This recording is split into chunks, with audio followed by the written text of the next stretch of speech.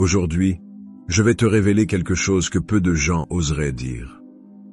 La séduction est une forme de pouvoir, et si tu comprends son langage, tu auras un contrôle bien plus grand que la plupart. Mais voici le truc. Les mots peuvent mentir, mais le langage corporel ne ment jamais. Si tu parviens à maîtriser cet art, tu pourras savoir ce que les gens pensent réellement, sans qu'ils te le disent. Tout se résume à la psychologie, à la manière dont tu te présentes, à la façon dont tu es perçu, sans même parler. Donc, si tu veux tout savoir, reste jusqu'à la fin. Ce que tu apprendras aujourd'hui changera la façon dont tu interagis avec les autres et te rapprochera du contrôle que tu recherches. Avant de continuer, je tiens à te remercier, car grâce à toi, cette chaîne continue de croître et notre communauté s'élargit. Si tu aimes ce contenu, soutiens-nous avec un like et abonne-toi. Allons-y. Premièrement, les erreurs qui te rendent anti-séducteur. Si tu as déjà eu l'impression de passer inaperçu, que les gens ne te prêtent pas attention, ou que, peu importe combien tu essaies, tu n'arrives pas à susciter de l'attraction, c'est parce que tu commets des erreurs fatales. La séduction ne concerne pas la beauté ni l'argent, mais une seule chose, le pouvoir. Le pouvoir d'attirer, de captiver, de faire en sorte que les autres aient envie d'être près de toi sans même comprendre pourquoi. Cependant, il existe certains comportements qui détruisent ce pouvoir et te rendent complètement invisible. L'un des pires erreurs que tu puisses commettre est d'adopter une attitude de prédicateur moral. Rien n'éteint plus le désir que quelqu'un qui pointe constamment ce qui est bien ou mal, qui corrige les autres, qui se croit détenir la vérité absolue. Si tu passes ton temps à dire des phrases comme « tu ne devrais pas faire ça » ou « je ne ferai jamais quelque chose comme ça », tu ne fais que projeter une supériorité qui devient étouffante. La séduction n'est pas un débat moral, ce n'est pas une lutte d'ego, c'est un jeu d'émotions et d'attraction. Les gens ne veulent pas se sentir jugés, ils veulent se sentir compris et acceptés. Une autre erreur fatale est la mesquinerie, et nous ne parlons pas seulement d'argent. Être avare avec ton temps, ton attention, ton énergie, est l'une des façons les plus rapides de tuer toute connexion. As-tu déjà été avec quelqu'un qui semble plus préoccupé par son propre reflet dans le miroir que par la conversation? Cette attitude est répulsive. Si lors d'un rendez-vous, tu penses seulement à ton apparence, à ce que tu projettes, à la façon dont tu es perçu, tu ne fais que transmettre une insécurité paralysante. Et l'insécurité est un poison pour l'attraction. Les gens ressentent cette énergie anxieuse et au lieu de s'approcher, ils s'éloignent. Mais il y a une grande différence entre l'insécurité et la vulnérabilité. Tandis que l'insécurité éloigne, la vulnérabilité attire. Pourquoi? Parce que la vulnérabilité génère de la confiance, crée une ouverture, un espace où l'autre personne peut entrer et se connecter avec toi à un niveau plus profond. Pense à ces moments, dans l'enfance, où tu te sentais complètement accepté, sans crainte d'être jugé. La séduction fonctionne de la même manière. Il ne s'agit pas de prouver que tu es parfait, mais de laisser l'autre voir suffisamment de toi pour avoir envie de se rapprocher. Cependant, ne confonds pas vulnérabilité avec faiblesse. Ce qui rend une personne attractive, ce n'est pas de sembler fragile, mais d'avoir le courage de se montrer sans masque. L'attraction naît lorsque tu te permets d'être réel et, en le faisant, tu invites l'autre à faire de même. Mais si au lieu de cela tu projettes une insécurité extrême, de l'anxiété ou un besoin constant d'approbation, tu crées un mur entre toi et les autres. L'insécurité étouffe, la vulnérabilité libère. Et voici la clé. La séduction n'est pas une technique, ce n'est pas une stratégie bon marché de manipulation. C'est une connexion réelle. Il ne s'agit pas de faire semblant, mais de partager. Il ne s'agit pas d'impressionner, mais de créer un espace où l'autre personne se sent à l'aise, intriguée et attirée naturellement. Si tu veux cesser d'être invisible, arrête de te cacher derrière la peur la rigidité ou l'ego. Apprends à apprécier le jeu, à être généreux avec ta présence, à offrir des expériences plutôt que de demander de la validation. Ce n'est qu'alors que tu cesseras d'être quelqu'un de plus dans la foule et commenceras à être irrésistible. Deuxièmement, ton langage corporel.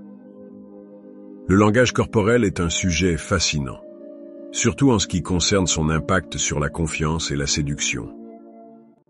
La majorité de la communication humaine est non verbale.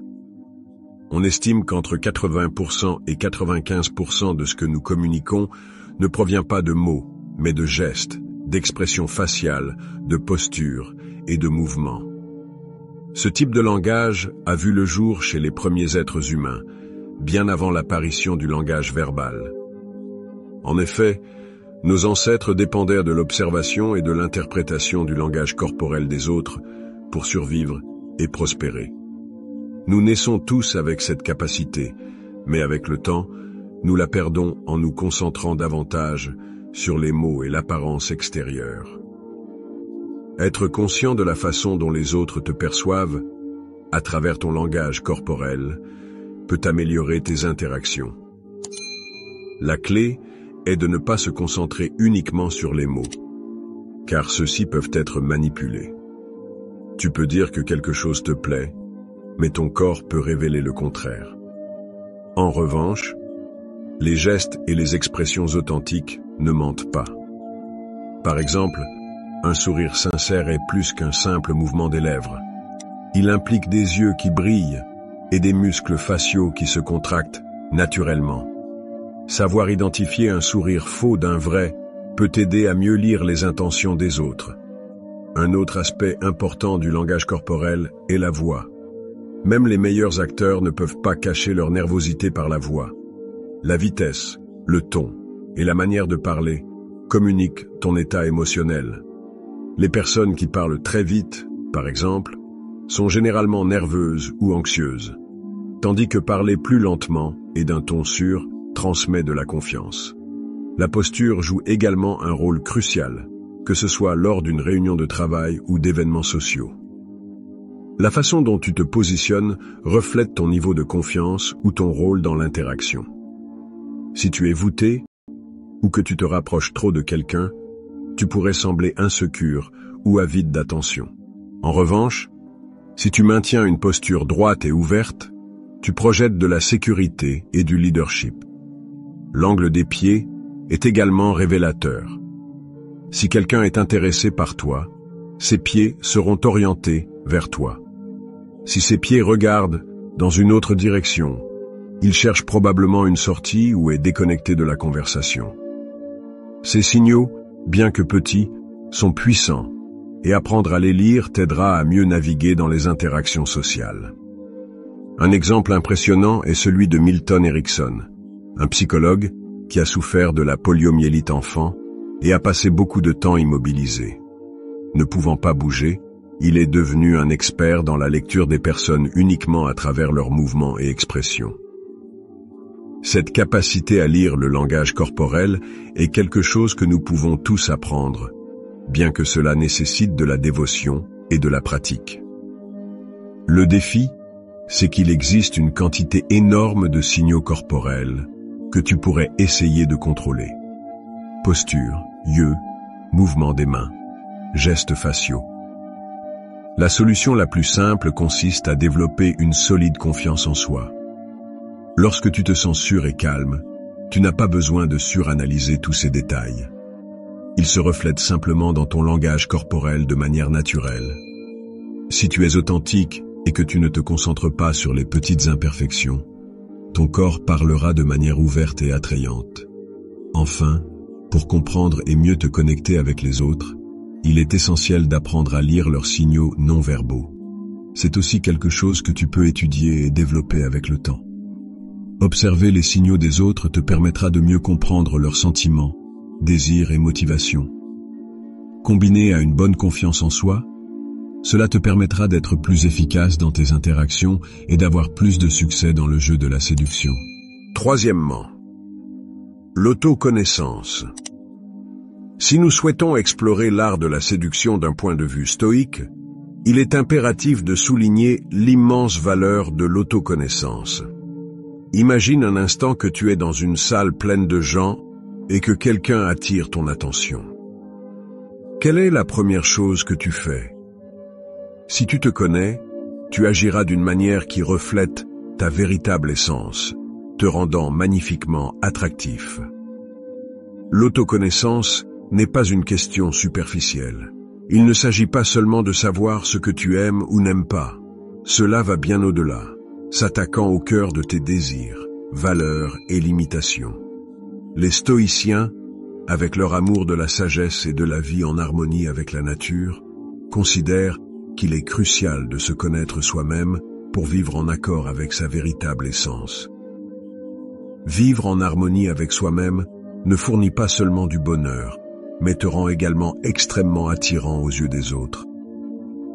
Ne sous-estime pas le pouvoir de l'authenticité dans le monde de la séduction. Les gens peuvent ressentir quand tu es sincère, quand tu agis sans un script prédéfini. En te connaissant, tu deviens sûr de toi.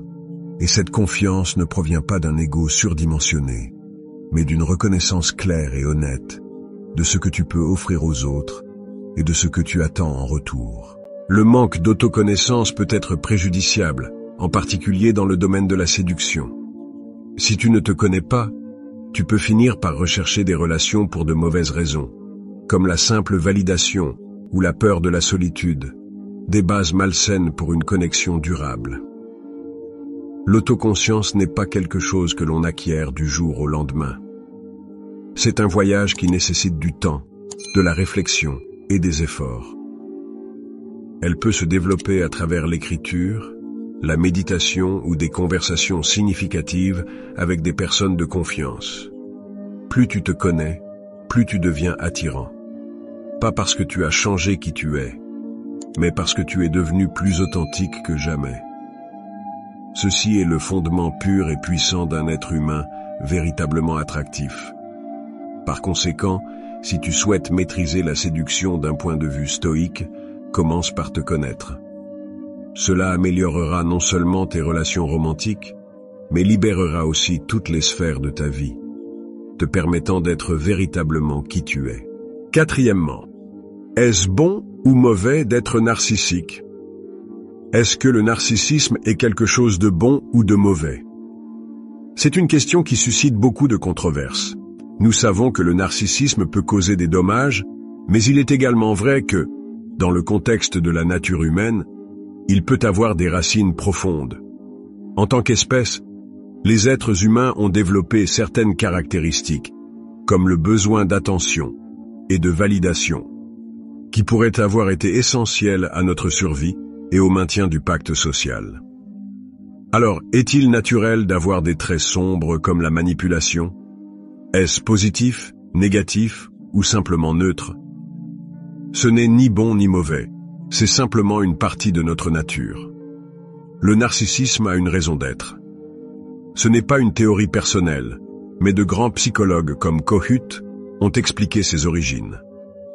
Lorsque tu es enfant et que tu ressens un manque d'attention de la part de tes parents, même si tu ne t'en souviens pas consciemment, ce manque d'amour te fait mal. Tu te demandes, pourquoi ne m'aime-t-il plus autant? Qu'est-ce qui ne va pas chez moi? Pour faire face à cela, l'enfant commence à développer une forme d'amour-propre, cherchant une affirmation interne. Si quelqu'un le critique ou le rejette, sa réaction sera la colère ou l'isolement, car il n'a pas développé une estime de soi solide. Le problème surgit lorsque, n'ayant pas cultivé une estime de soi saine, l'adulte cherche toujours une validation externe, ce qui peut mener à un narcissisme excessif, cherchant constamment à être le centre d'attention. C'est là que le narcissisme peut devenir un problème, mais l'amour-propre dans sa forme initiale n'est pas négatif. Le défi consiste à transformer cet amour-propre en quelque chose de plus sain, en empathie et en respect pour les autres, à mesure que nous grandissons. Par conséquent, au lieu de rejeter cette part d'ombre, nous devons apprendre à la canaliser. Tu ne peux pas simplement fuir ton ombre, tu peux la faire travailler en ta faveur. Cette énergie, cette colère ou toute émotion négative peuvent être transformées en quelque chose de positif et productif. Par exemple, dans ma jeunesse, j'ai ressenti beaucoup de colère et je l'ai canalisée vers des causes qui me passionnaient, comme celles qui ont un impact positif sur la société.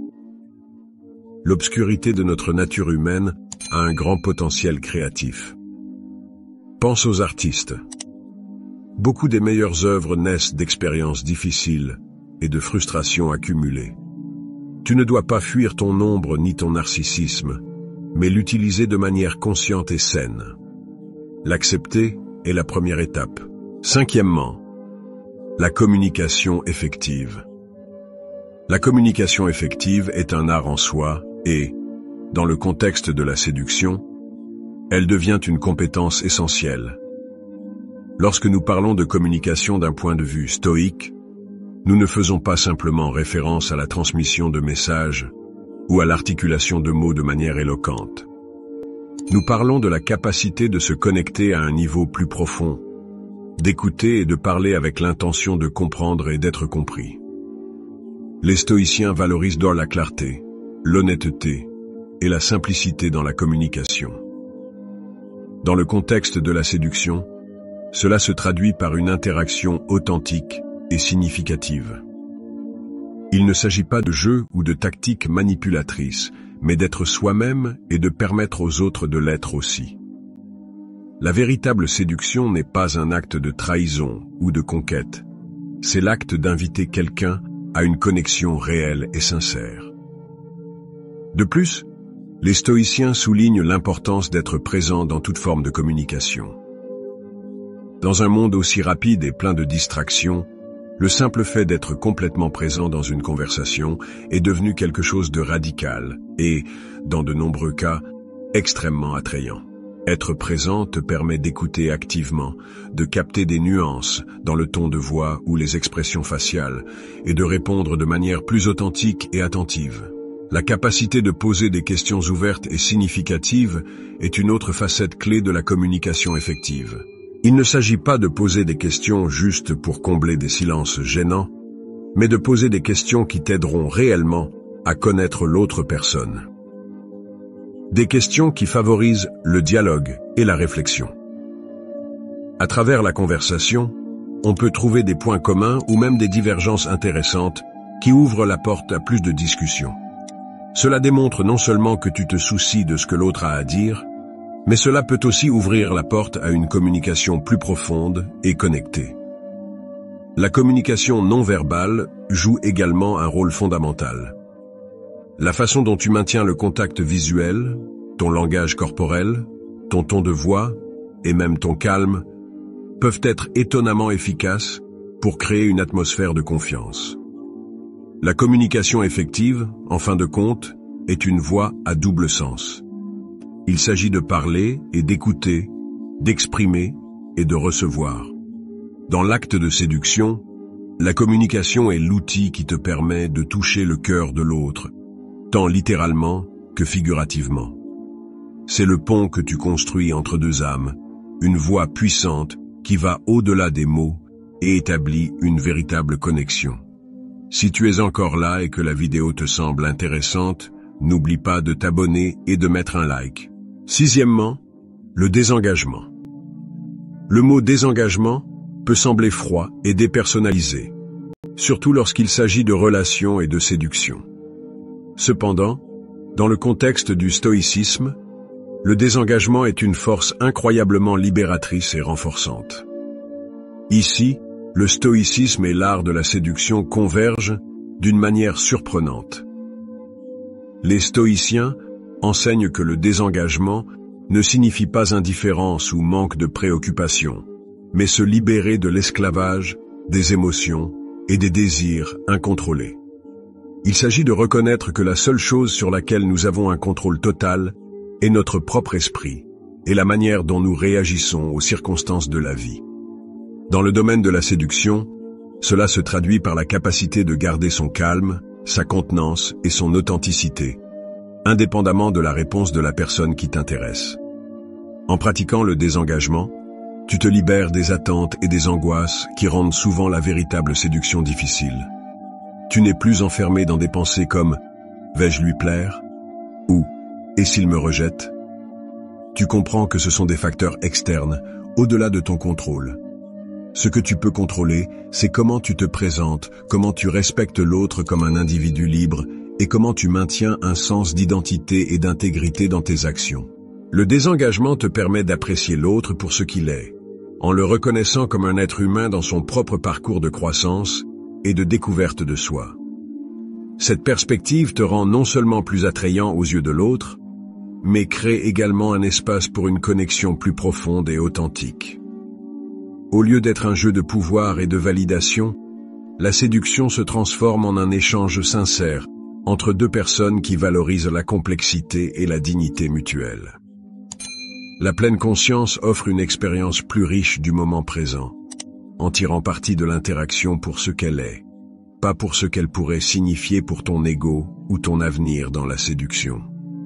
Ainsi, cela devient une danse délicate avec le présent, vécu mais non possédé.